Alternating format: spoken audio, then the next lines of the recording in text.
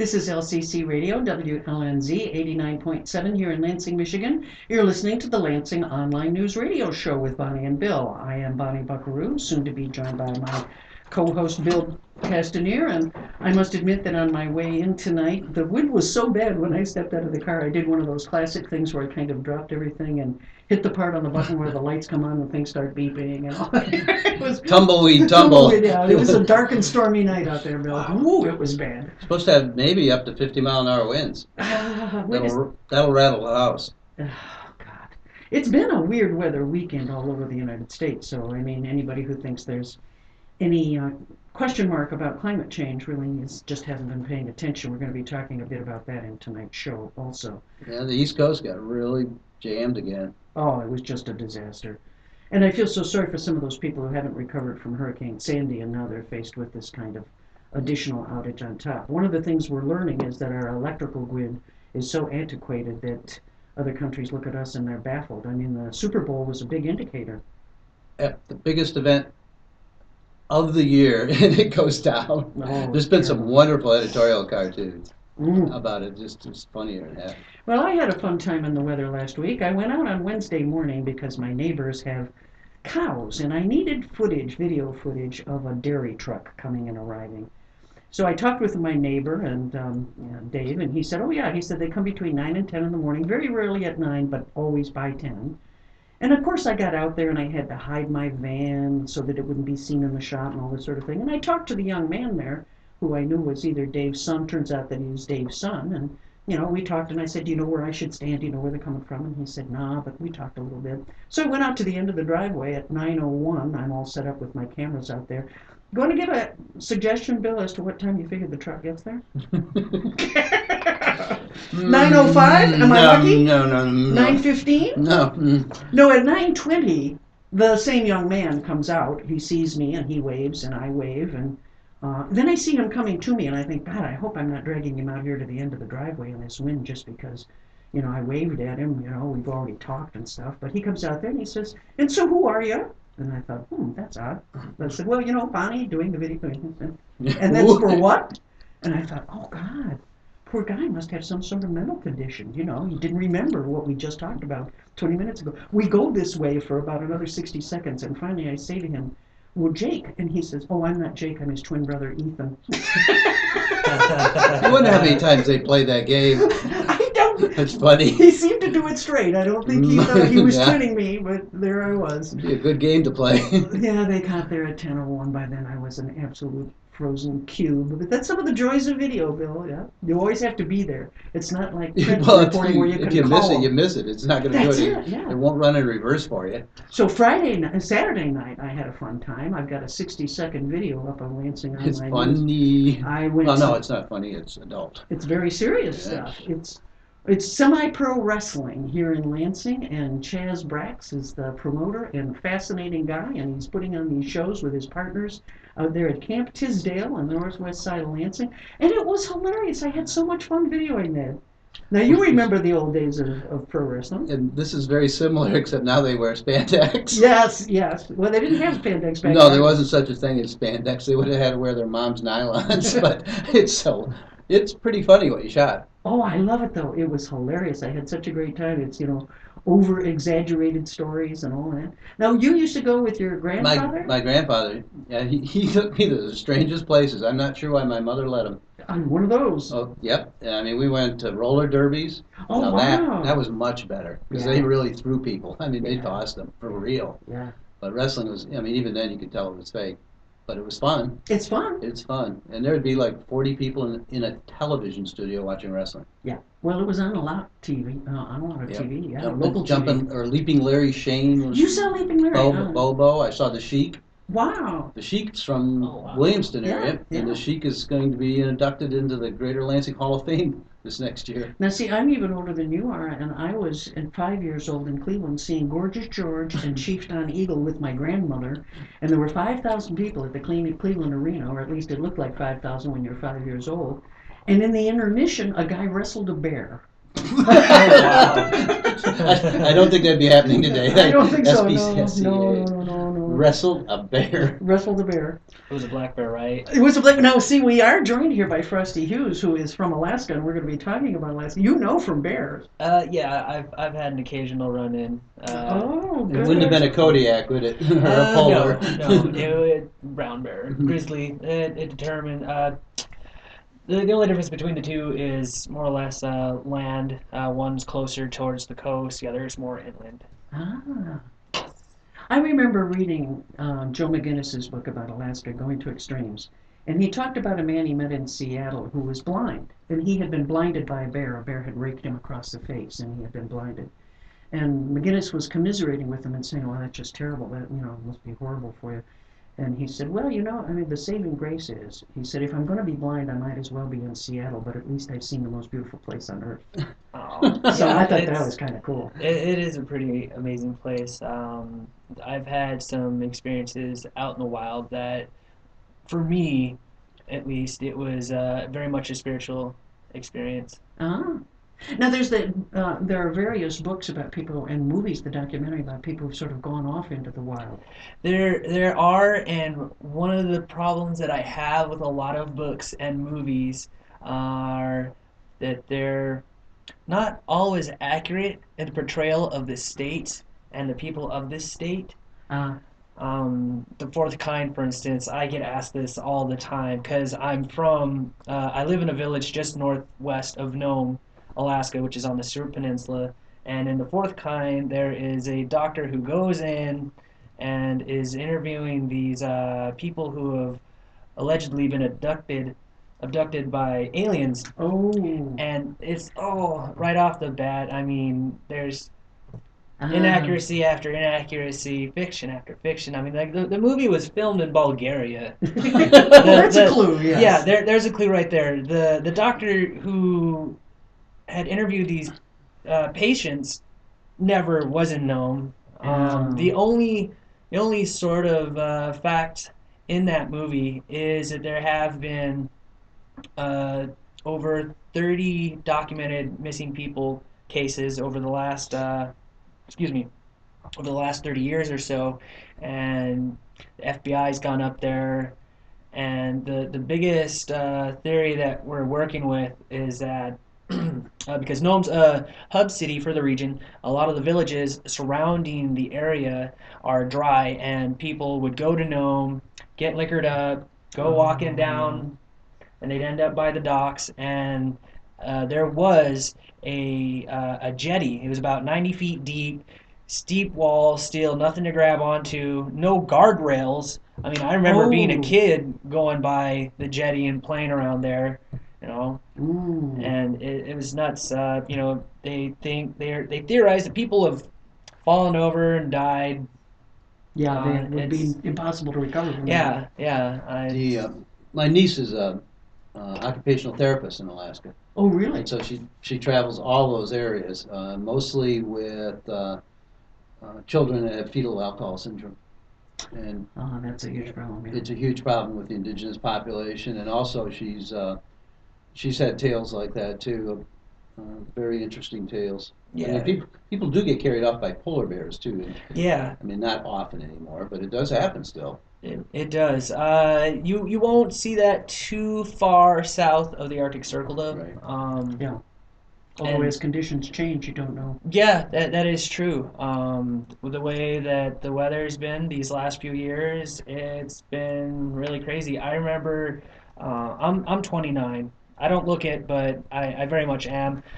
When I was in the second grade, 1992, my family went down to California for a family vacation.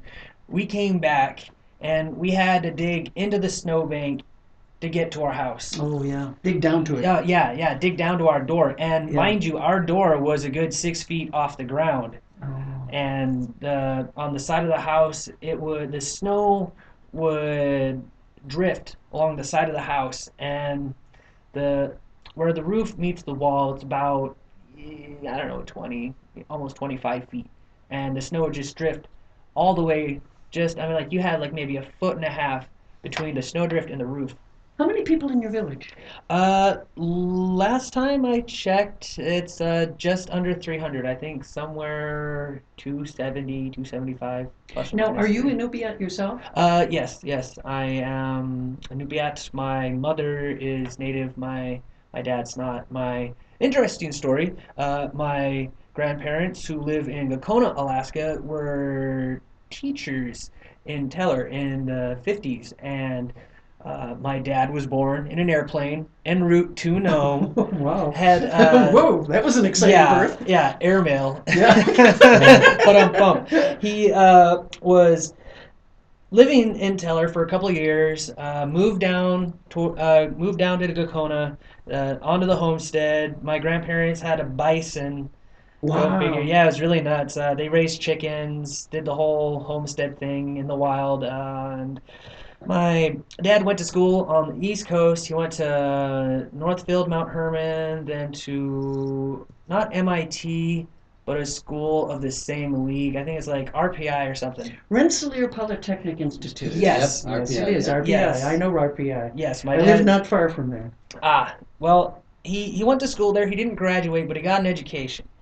He moves back to Teller. I think he says somewhere around July 1982, 3 o'clock in the afternoon, sunny, partly cloudy. He was doing some gold mining, Huh. and he ends up meeting up with my mom. My mom Wow. has a nice little tale as to how that happened. It's kind of embarrassing. I will spare the listeners. Yeah, because this is streamed. Yes. You can watch it anywhere in the world. Yes. Um, I grew up in Teller. My dad owned a grocery store. He was an airline agent for 4 out of 7 airlines that flew in daily, bearing air. Oh yeah, One- that's with the primary mode of transportation in so many of these yeah, places. for a lot of these Yeah. places, yes. The only way that you can get in and out is by air. Some places by boat.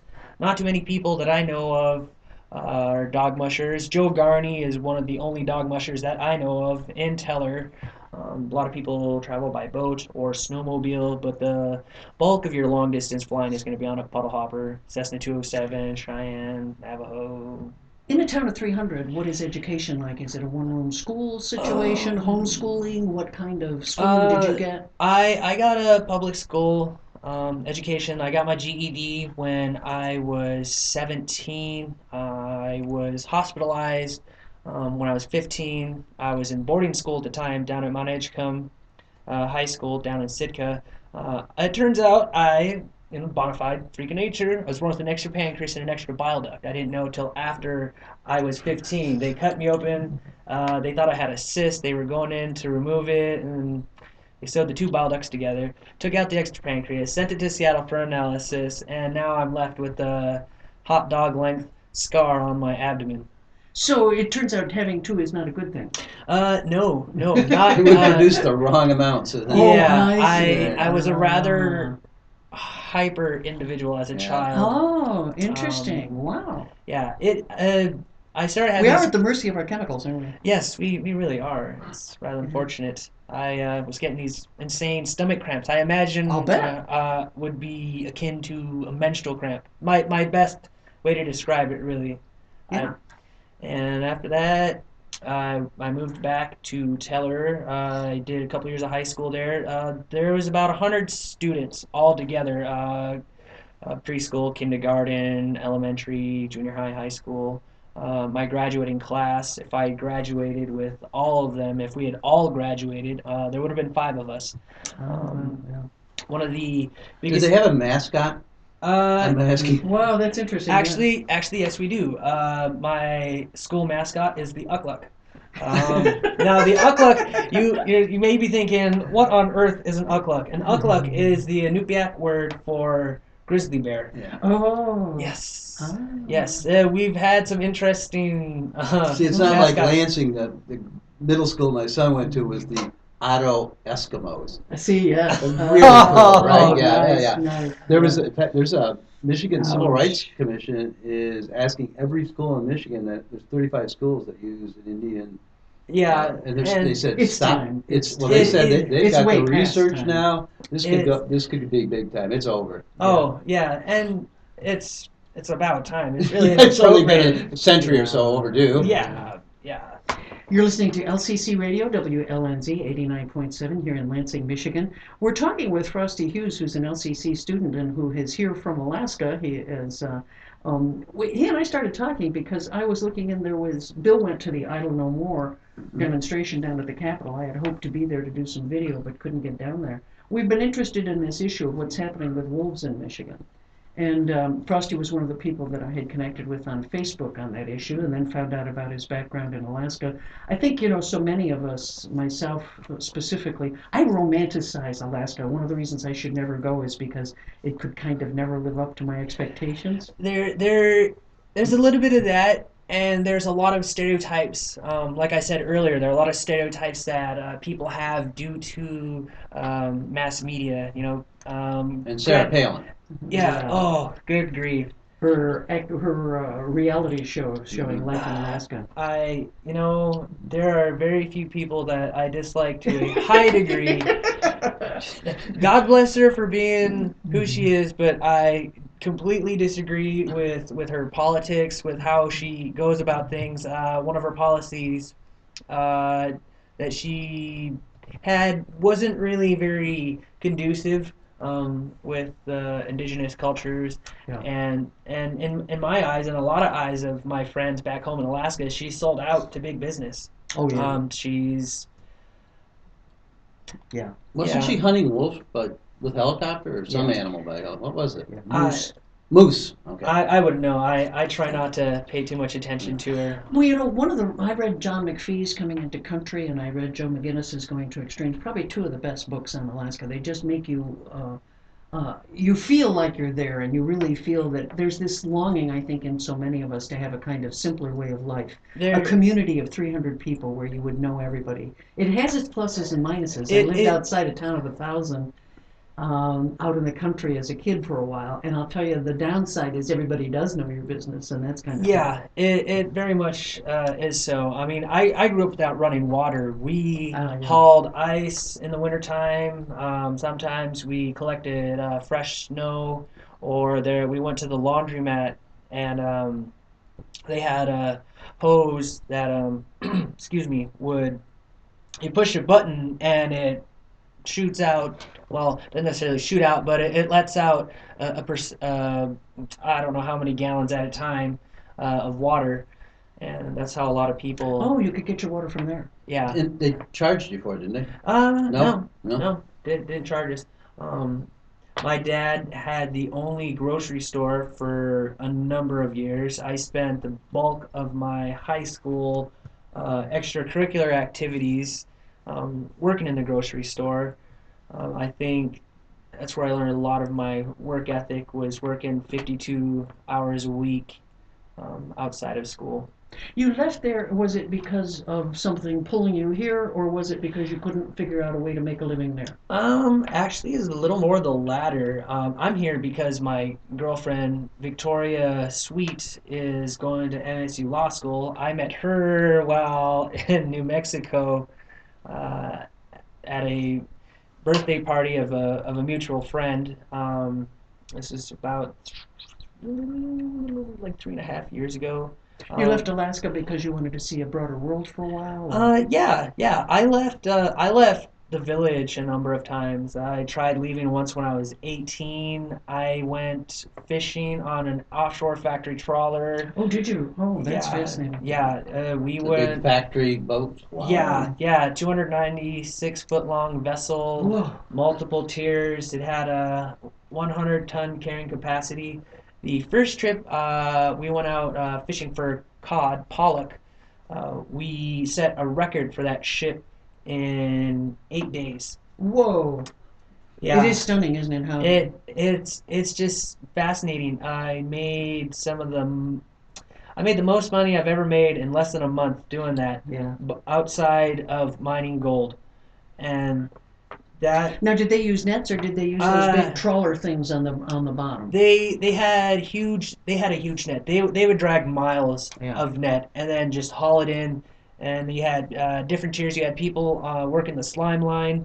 And basically, what you're doing is you're doing this motion. For those of you that are listening, what you're not seeing is that I'm trying to pot something on the table repeatedly with both hands. Yeah. You're basically pulling off fillets that have parasites. Oh. And those fillets that have parasites go in through a mincing machine and is goes through almost not quite a puree, but is pushed through. Minced. Yes, it's minced. Goes through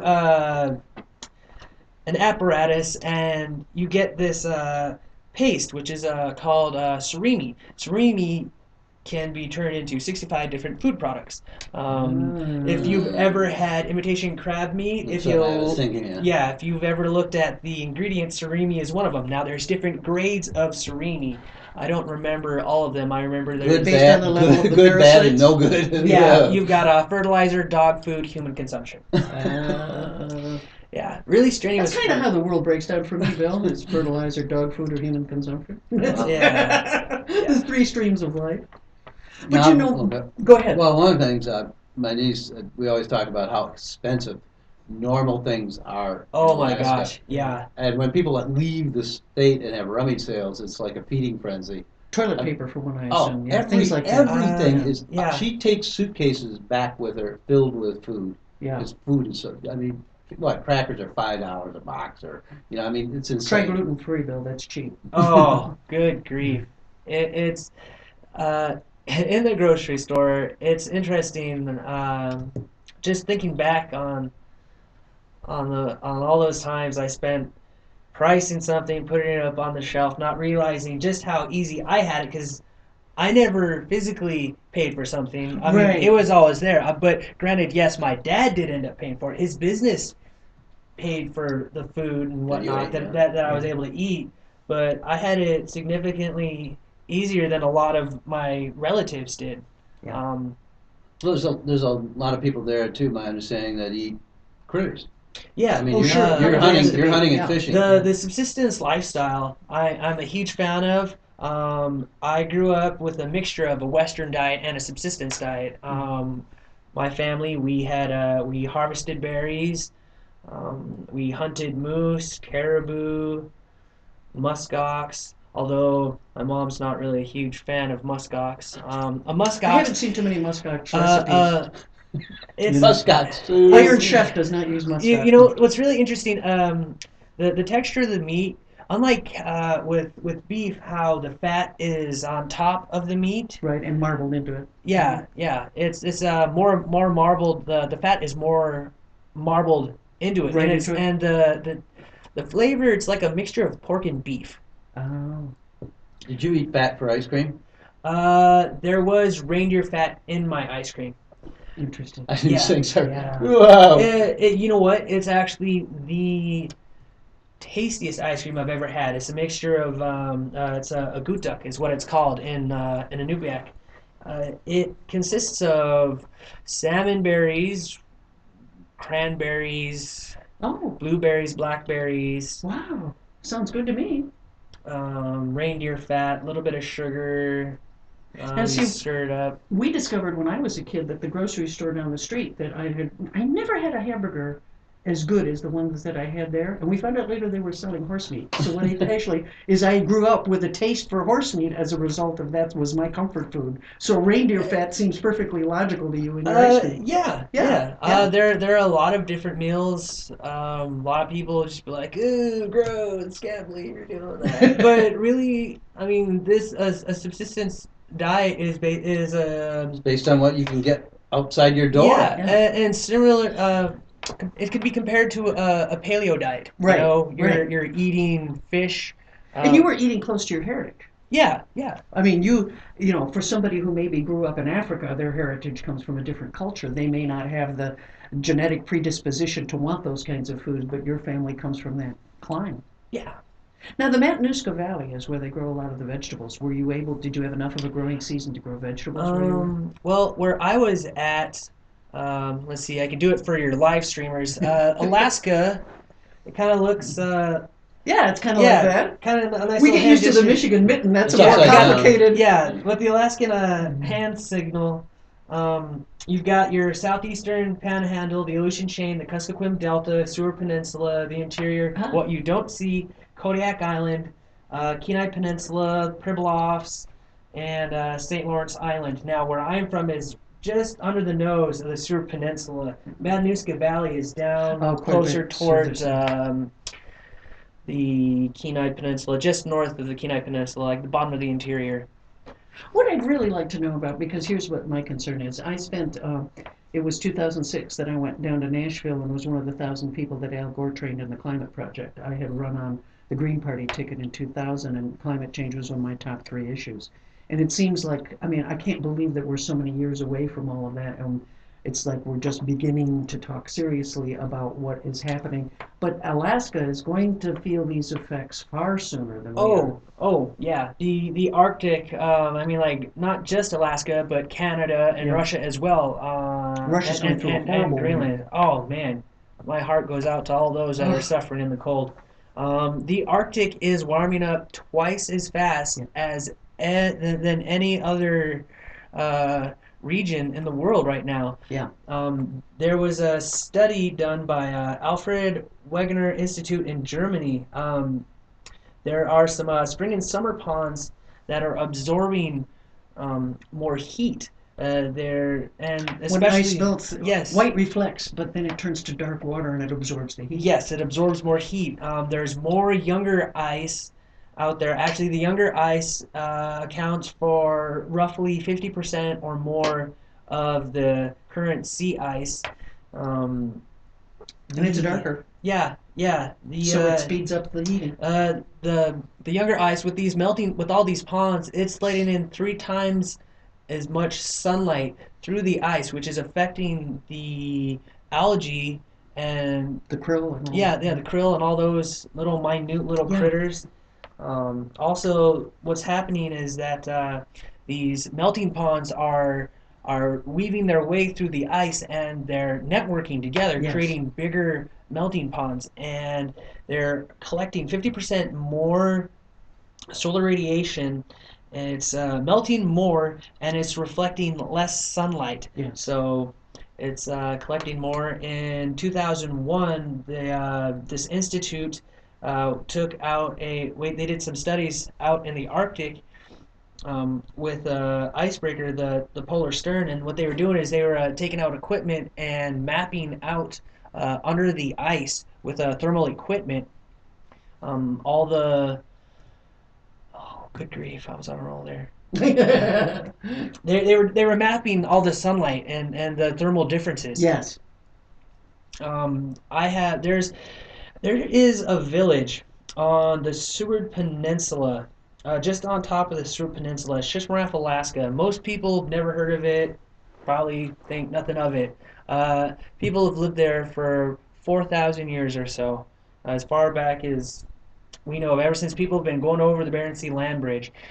Each year, more and more land from that island is falling into the ocean due to sea storms, and I have friends and family members who have lost their home because of this.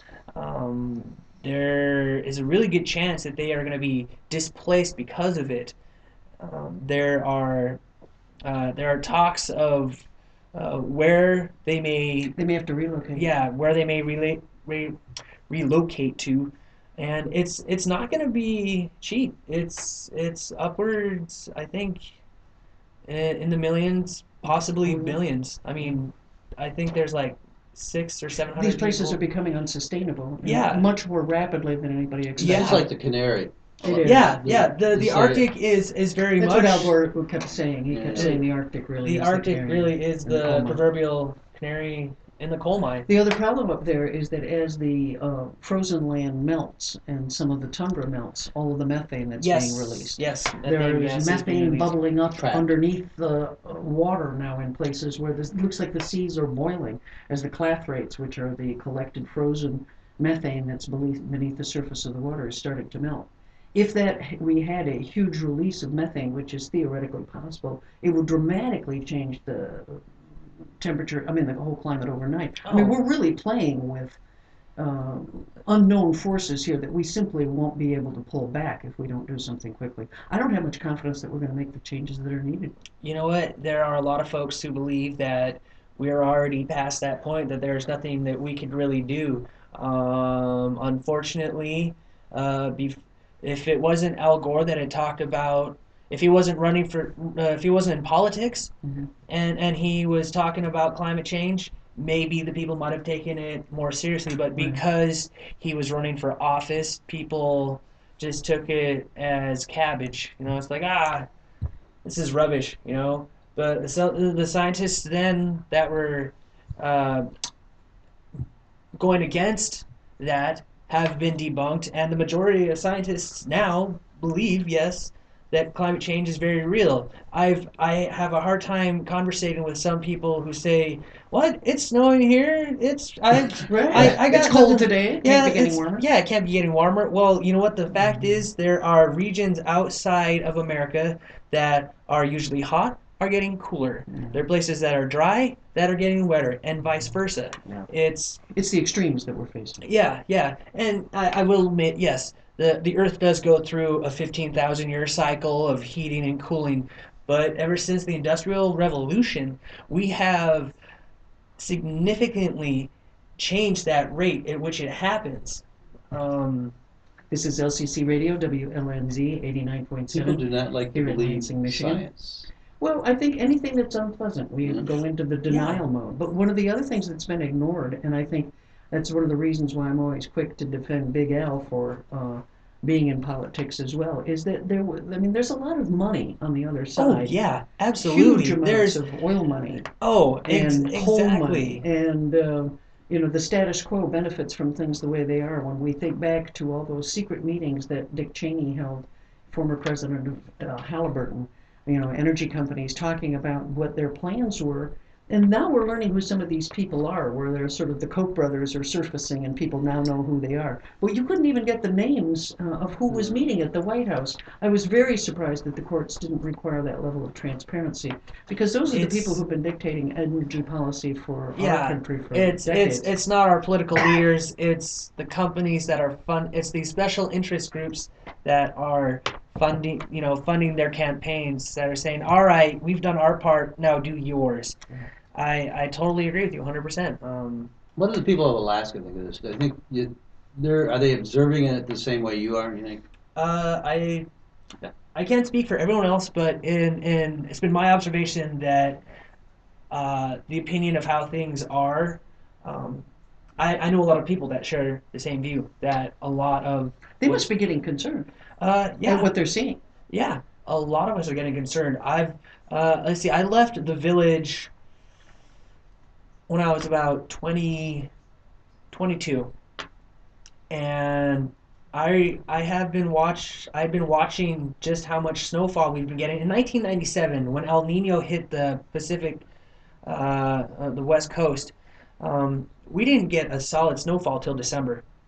Now, I mean, like mid to late December, it was sticky rain, Mm. and then it finally got colder, and it finally snowed. I've lived through, I don't know, at least 3 or 4 flood warnings. There is a sand spit, so to speak, that was used as a runway way back when, that I've watched as a kid get partially swallowed up by the Grantley Harbor and Port Clarence. I've seen different parts get separated by water, and I've actually had a relative pass away because he was taking his cards in hand and decided to see what he could do, and he ended up getting swallowed by the storm. Yeah. They found his body.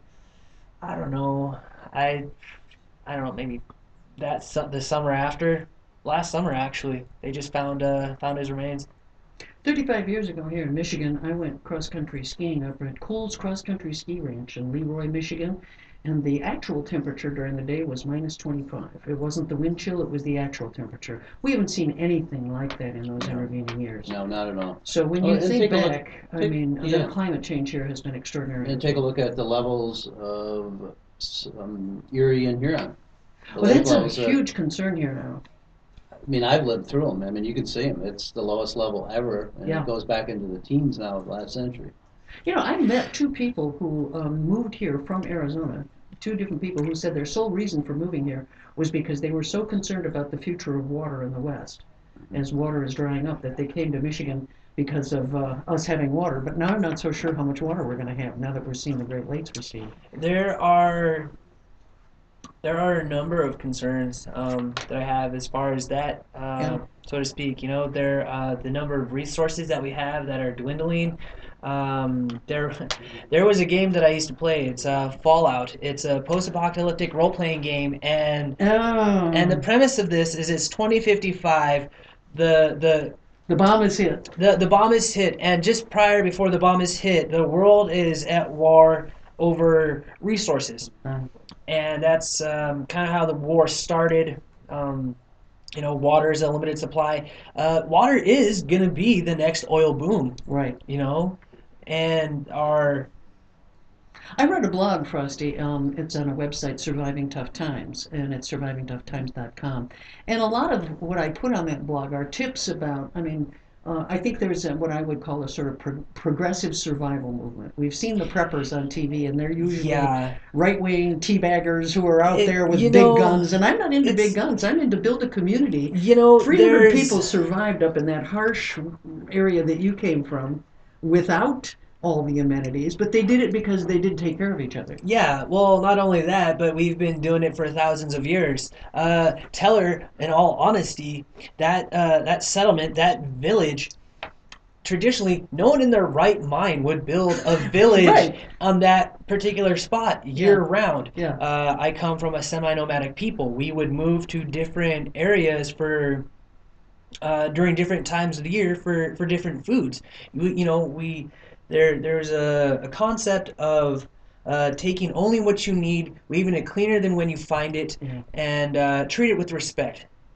Your food is your medicine, and it's a Couple huge can closing of worms. questions. How many times have you been back since you left? Roughly, what, 7 years ago? Roughly 7 years ago, I try to go back at least maybe once a year, if not once a year, every other year. Oh, you do. So you've seen changes since then. Yeah. I've seen changes. It's been interesting to see how some of my classmates are faring.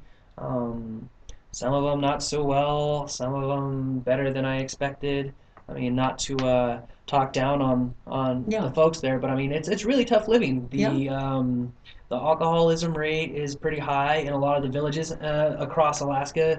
The suicide rates are way high, significantly higher than the national rates. I mean, over any other ethnicity, Alaskan Natives and American Indians have some of the highest STD rates, domestic violent rates, suicide rates, alcoholism, drug issues, unemployment, Yeah. and a number of things. Before I do go, though, I did want to mention that on the 21st and 22nd of this month, at the Kellogg Center, MSU Law School is putting on a symposium on the Arctic. There's a website,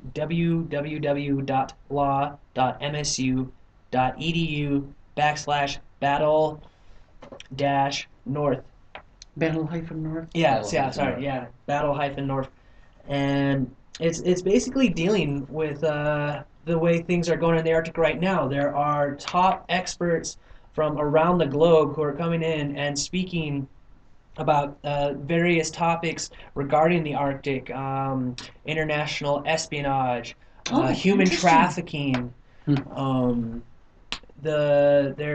because with the melting sea ice, there's so there's so many new issues that are being Cultural changes. Yes, cultural changes, Yeah, exactly. yeah. Cultural changes. I mean, there are some places that have been inaccessible up until recent, and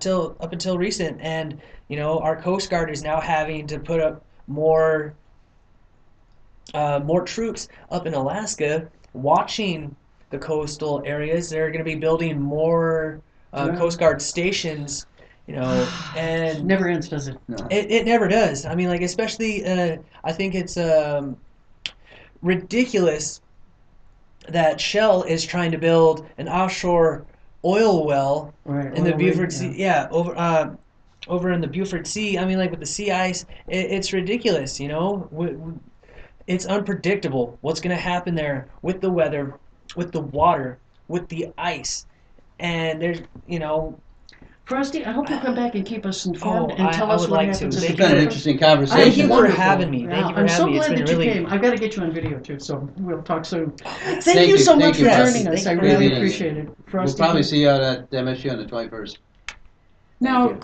Bill, I also have to, before I forget, there was a special event that you wanted to mention, and I want everybody to get to know about Charlie LaDuff is coming to Schuler Books March 7th, March which is a 7th. Thursday. Charlie LaDuff is a former New York Times Pulitzer Prize winning reporter.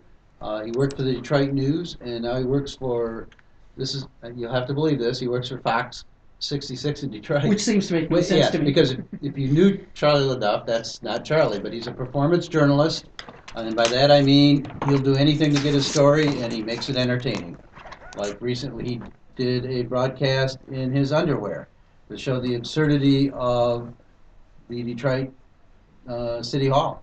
And Trying how to get different- service, he decided he'd do He said- something to as outrageous as possible to see if anybody would pay attention. Nah, they did. Nah, they didn't care. And Charlie is quite an unusual journalist. And he loves Detroit. He's lived in it most of his life, except when he was at the New York Times. But he tells the truth. And a lot See, of people that's- yeah. don't like to hear that. He's that kind of sort of renegade journalist that was Hunter Thompson-esque. Oh, he's very much Hunter Thompson. Yeah. He's got better sense of humor, though. I hope he doesn't take it Yeah, too dangerous for us. he doesn't. No, I don't think he walks around with 45s either. Then, yeah, I think, although I am pleased to think that they sent up those shells with Hunter in it, so he's Yeah. still circling somewhere out there. But that's going to be March 7th, so we'll keep reminding people and put up some information on 7 Lansing p.m. News. at the Eastwood Town Center, right? Yeah, that's great because we need, one of the things that I love about Michigan, and I guess, talking with Frosty, it kind of echoes that, places that have it a little rough, that aren't, where life isn't easy and you just pull a mango off a tree, do seem to create some really great characters, don't they? Yeah. I mean, and speaking of two great characters, we are joined by Mango a eaters. frequent guest, Valerie Marvin from the Historical Society of Greater Lansing. I get the name wrong all the time. Yeah, so do I. Oh, you too, not just me? And she has brought with her Barbara Dowling Sex. Now, how do you pronounce your last name? Sexina. Sexina, okay. And you are going to be talking a bit about a famous hotel fire. Yes. 34 people in 1934, is that right? Yes. The event is going to be at the Capital Area District Library next Thursday, February 21st. Dr. Saxena is going to be coming and sharing with us some of her research on the famous Hotel Kearns fire. And the event is open to the public. We'd love to have people join us. It's one of those events that I think is what one might say infamous in Lansing history. And most of us have heard That was of right it. here in Lansing. It was right downtown. It was a hotel that was frequented by visitors to Lansing. There were several legislators who would stay there when they were in session. And it's one of those events that most people who are interested in Lansing history have heard of. Mm-hmm. But I dare say that most of us probably don't know much more than the fact that it was a terrible fire and that it was actually, I believe it was the 6th worst hotel fire in the 20th century. Really? Yes, across America. It was a huge disaster for the community. And there's still a few old timers around who will tell stories about it. Where was it located? Well, the hotel was about across the street from the present Radisson Hotel. Oh. Yeah, so near the corner of Grand and Michigan. Was the Capitol like the Capitol is now at that time? Was that part of what drew people to the hotel, business at the Capitol? Well, from my reading, there were a lot of different people at the hotel. In the daytime, the cafeteria would be full of downtown workers. It was a bustling place. A lot of the legislators would stay there when they were in session, and there were traveling salespeople and businessmen from all walks of life. There was quite a hotel district down there at the time, more so than today, I suspect. Yes, there was. In fact, the hotel right on the corner was the Wentworth Hotel. That was the one that was on Michigan and Grand. The Kearns was a little farther down next to where the State Journal building used to be, actually. Oh, interesting. And now, does anybody know what started the fire and or is that still up for speculation? Well, from my understanding from reading the information, they think that it started on the second floor in the manager's office. And his name was David Monroe. He was a stepson of Mr. Kearns, who owned the hotel. And they think it was a cigarette. Even then. Yeah. Left it unattended or something? They Right, figure? right. They're not really sure. Part of what happened that made it so tragic is that the smoke was detected probably about 40 minutes before the fire department was called. The hotel workers were trying to find the source of the smoke. Initially, they weren't even sure if it was a fire. You know, they thought maybe the smoke was coming from outside. You can imagine at that time there was a lot of reasons for smoke outside. People had more chimneys and things like that. So some of the staff go to investigate, and they figured out then that it was coming from the manager's hotel room, and he had like a 4-room suite, and they couldn't get into it because their pass keys didn't work. So they spent a lot of time trying to waken him and get him out. Probably about 40 minutes elapsed before the fire department was actually notified, and so that probably played a part in some of the loss of life. The outside of the building was If you think brick, of the but it was Edmund all Safra fire that occurred not that long ago Right. on the Riviera, I mean, that was Right. exactly the same thing. They Right. smelled smoke, but they didn't know what to do, so people just kind of walked around going, "What's up? What's up?" And by the time they right. got a hold of anybody, it was too late. And the interior was all wood. So once it got started and there was a strong wind going that night, there was just Oh, it occurred at night as well? Yeah, it occurred at night. Yeah. Mhm. So he probably fell asleep. Probably. Yeah, they said that he had called for sandwiches and some milk around 3-ish in the morning, and the fire started sometime after 5. There's been some interesting reporting on it. It was a front page news story in a lot of places. Oh, it had to Because of be. the size of the fire. Yeah, well, that's what would surprise me was it made the front pages of newspapers across the country. Now, they just couldn't evacuate people quickly enough, or was it because the fire Well, by the was in the time- middle and the upper floors had By the problems? time they realized what was going on, it was an all-wood structure on the inside. It was just an inferno. I see. And so the hotel staff very valiantly tried to wake people up and get people going, but by the time people were waking up, they were just facing walls of flame and choking smoke. So a lot of the people had to jump out of windows. The fire department, when they came, they had a net and ladders. So they tried very valiantly to save people, but a lot of the people that were killed, unlike a normal fire, were killed from head concussions and broken spines and all sorts of things from jumping out of windows. Yeah. Now, and what Barbara's been able to do is take that historical research and turn it into an intriguing, what I'm calling a medical thriller in a lot of ways. And it's hard to talk about this book because any piece that you give away is dangerous to the plot.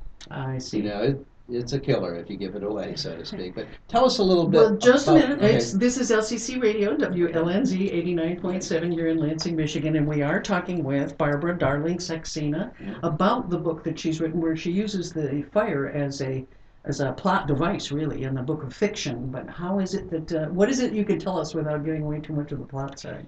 Well, I discovered the Hotel Kearns fire when I was doing my research on my own family genealogy.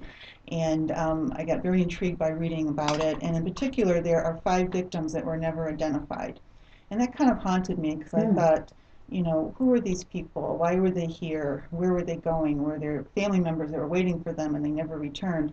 So in my imagination, I came up with a fictionalized identity of one of those victims. And that is a major part of the plot. Oh, interesting, interesting. And the other thing that happened when I was doing my genealogy research is when I was reading about my family members, I had this sense of familiarity with them, even though I'd never heard these stories before. So I started to wonder, could it be possible that in our brain someplace we have little nuggets of memories from our ancestors' lives? And so that became That our another. genetic material contains some sort of encoded memories? Ah. So that I thought would make a really interesting fiction book too. So I Yeah. combined these 2 ideas, and that's kind of the crux of the book. So did you looked at the lives of one of the 5? And He's a major component of the book. he's a major component. Yes, That's really haunting, isn't it, though, to think that there were 5 people who, it is. Yeah. huh, I mean, I can see why it would happen because these people were just burned beyond belief. And, you know, that was. and the before records, I'm assuming, from the hotel. Right, right. The records were burned too. And some of the people were identified by jewelry they were wearing, some fragments of clothes, some dental records, but they didn't have DNA and things like that. As back somebody then. who narrowly escaped a fire, that's certainly there are very few incidents that are quite as dramatic as having something like it. It's astounding how quickly things can get out Right. of control. People Yeah. have no idea. One of the things the book does is it jumps back from past to present. I see. And tell us a little bit about that. Again, you know better than most what not to give away. We'll rely on you not to ruin your If you own give book. away a piece of this, and I read What's a the title of the book? The title is called Souviens, and that's the French word for remember, and that's a major theme of the book: memory and remembering. So how does the past relate to the present? Well, the theme of the book has to do with this ancestral memory possibility. I see. So somebody today is things bubble up. Right, Ah. exactly. Mm-hmm. Yes. I do think there is something to that great chain of being that we were talking about with our previous guest, the idea that, you may prefer certain foods because it's sort of encoded in. So I guess you could have a memory go along with it. Right. It's really intriguing to think about.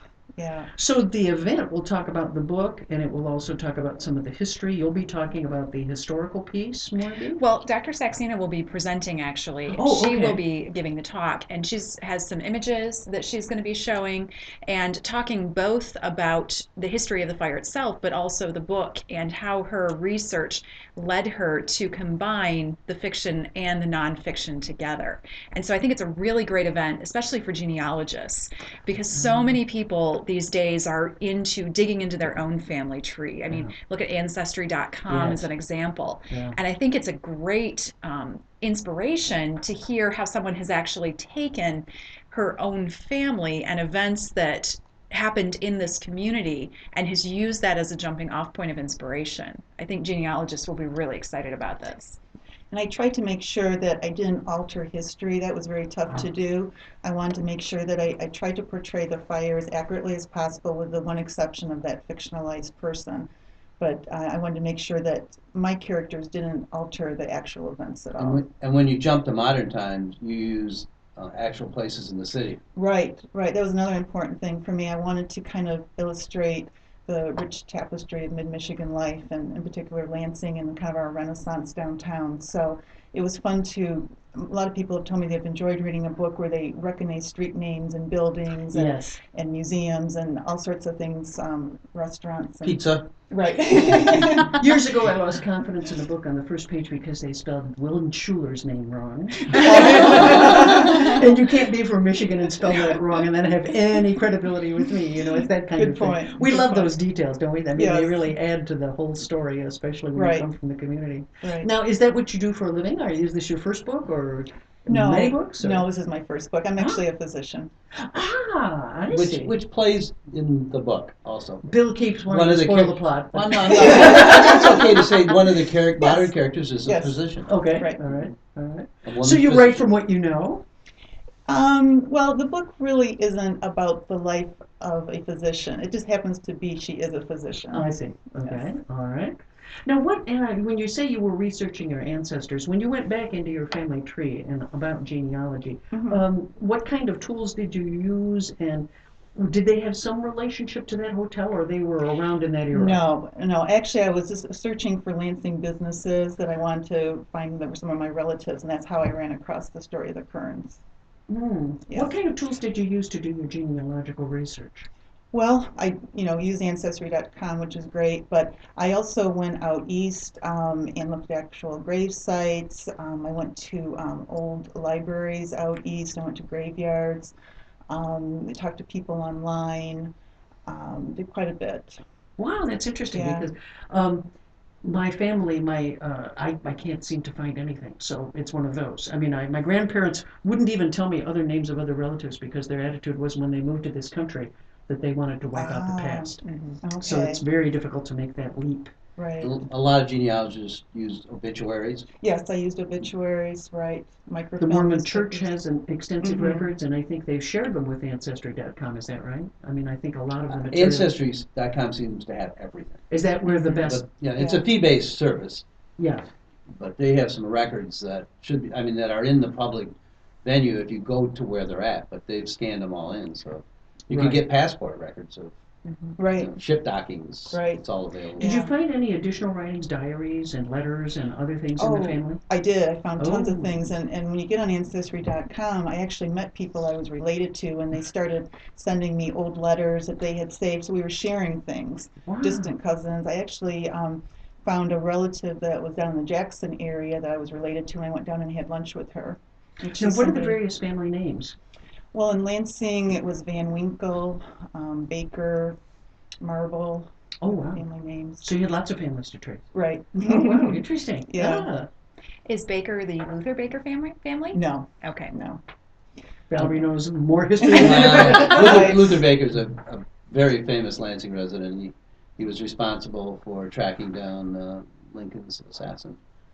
Oh, And interesting. actually, I mentioned him in my Yes. book because I mentioned the Mount Hope Cemetery in the book. Mount Hope Cemetery is extraordinary. Right. Fantastic place. I love It's that also cemetery. it's gorgeous. Yeah. It's really gorgeous. But it holds Yeah. it locks history. And It's that's there. where the 5 unidentified victims are buried. Oh, is it Yeah. really? So actually, there's quite a bit of plot that happens in that cemetery. Well, I must sneak in one small cemetery story of my good friend Marky. Passed away young, and I had had his cat. And when his cat passed away, I had the cat cremated, and I went out to Mount Hope Cemetery, and I sprinkled the cat's ashes on Marky's grave. And then I found out later I was 5 spaces over. I sprinkled. Oh well. So the cat is doing eternity with the wrong family, and Marky's alone. Not good. No. And so there's plenty of stories that emanate out of the Mount Hope Cemetery. Yes, that's a wonderful. So where's the book available? The book is available through my publisher. I actually have some at my office. You can get it online with Kindle and Nook. Oh, good, good. So you made Amazon. it You can downloadable? get it at Amazon too. So it's an ebook? Yeah. Oh, excellent. Yeah, so it's paper and ebook. Now you're doing book signings in the community as well in different places? Is this the major event that you're doing? The I've done a launch? few at coffee shops and things like that so far. Okay. How long did it take you to write? It took me a year to come up with it in my imagination and a year to get it on paper. When you're tackling a first book like that, how did you outline extensively? Did I you did. write character notes? How did Yeah, you? I outlined it. I described this book as kind of a book of stolen moments because I'm so busy I don't have a lot of time just to sit down and write.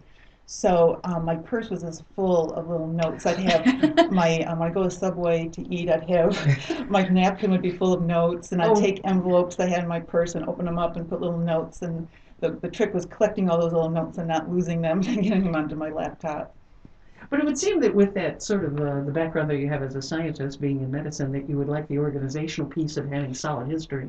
Yeah, I do, but I just don't have the time. So Yes, a yeah. lot of it was on little scraps of paper until I got it into my laptop. You tracked down some interesting things. Like you told me the story about the 1930s Michigan State College J-Hop, but you could not find the specific date. Yeah. The MSU archives. There's a lot of Oh. research in this book. It wasn't just the Hotel Kearns fire that I researched, but I wanted to really pepper the book with a lot of interesting historical facts. And a major plot in the book occurs at the J-Hop dance, which was a big deal for Michigan State or Michigan State College at the time. And it took place at what is now Cooley Law School, but was then the Masonic Temple. Oh, So I was able to get a lot of the history on that, description of the name of the musician that played and kind of a description of what the party was like.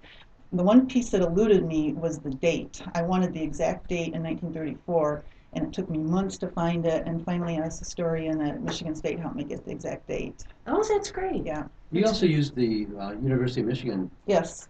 One of the characters wanted to go to medical school. So I wanted to find out how much it cost to go to medical school, what the requirements were, so that's also in the book. And they sent me a copy of the 1934 admission criteria. And what I was really fascinated about as a physician is you were required to take Latin, German, and French to enter medical school. Is that right? And I'm wondering how many doctors we would have now if we had to learn all those 3 languages. They might at least know what some of the underlying names of the medications would be. Right. Oh, that's fascinating, though. Yeah, it was. Recreating an era like that must be so much fun. It was a blast. It was Oh, one of the most that's- fun things I've ever done. Now, are you hooked and you're going to do another? I am hooked. Okay, and what's the Yeah. next one going to be? I'm not sure yet. You're not sure yet. I just but know it's- I'm going to do it. No, the little notes will start appearing in the purse. Right, exactly. Exactly. Warn the people at Subway to put in extra milk. Yeah. No, they take an order of napkins.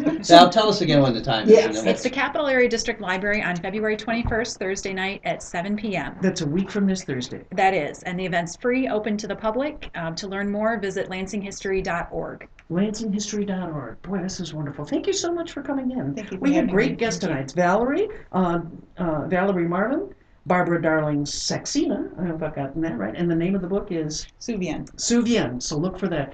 Please join us next Monday night for Lansing Online News Radio. This is LCC Radio, WLNZ 89.7 here in Lansing, Michigan. Thank you very much.